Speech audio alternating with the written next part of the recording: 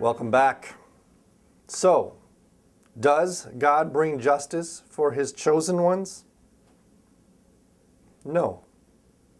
And yes. You see, by no, I mean not like you think, and maybe not as you wish. You see, we yearn for safety, security, and comfort. We look to God for those things. We in America have come to expect them. They are ours by right. I mean, that's in the Bible or Constitution or the Declaration. I forget which one. It's in there somewhere. So when a perceived injustice happens, we lose faith. Of course, we all have different ideas of what an injustice is. For some, it's the reality of world hunger.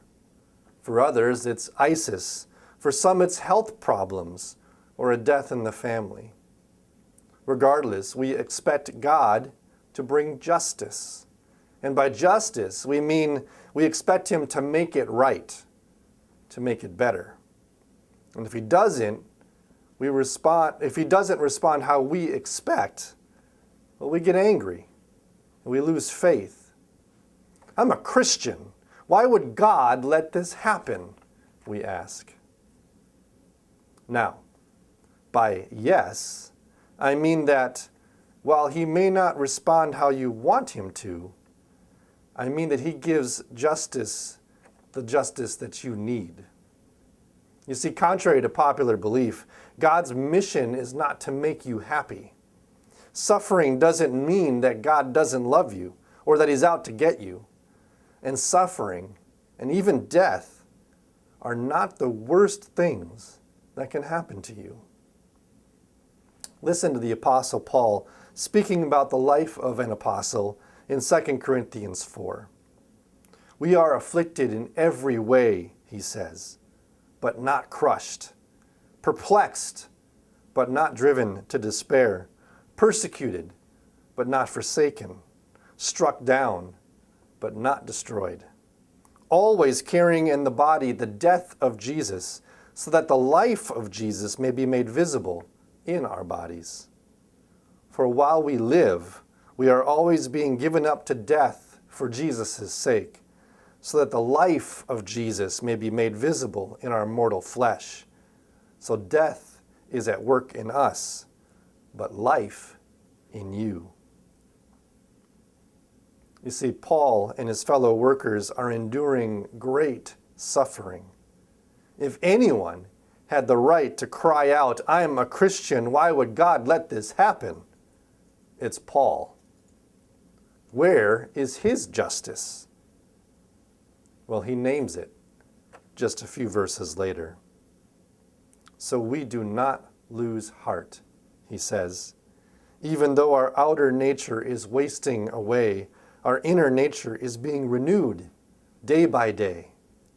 For this slight, momentary affliction is preparing us for an eternal weight of glory beyond all measure. Because we do not look at what can be seen, but what cannot be seen. For what can be seen is temporary, but what cannot be seen is eternal.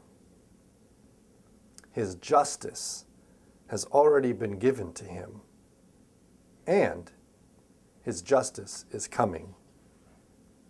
As a Christian, we live in the tension of what us Lutherans like to refer to as the already not yet.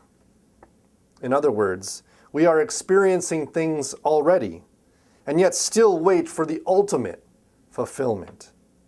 For Paul, and for us, he has already received his justice. In fact, he has been justified. That happened by faith in Jesus Christ. And because of that, he's a new creation. His sins are no longer held against him. His relationship with God has been restored. He has received justification. Because of that, Paul can endure the suffering, the persecution, the worldly injustice that comes his way. For him, it's an opportunity to display and witness to Christ's power. In the meantime, he eagerly looks forward by faith to his reward, his justice, an eternal weight of glory beyond all measure. That is our justice. We are not promised an easy life, free of pain and danger. On the contrary, Jesus says that in this life you will have trouble. But take heart, I have overcome the world. By baptism, you have been promised the gift of faith. And that faith is your justice. It justifies you so that your sin is not held against you and that your relationship with God is restored. And that means that while trouble comes, you can overcome by faith. And that means that this world is not the be-all, end-all.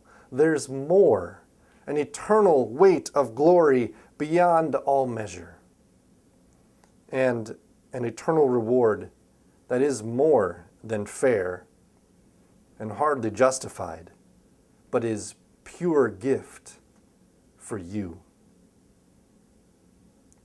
Is that enough? Does that satisfy your need for justice? Talk it over, and we'll see you in church.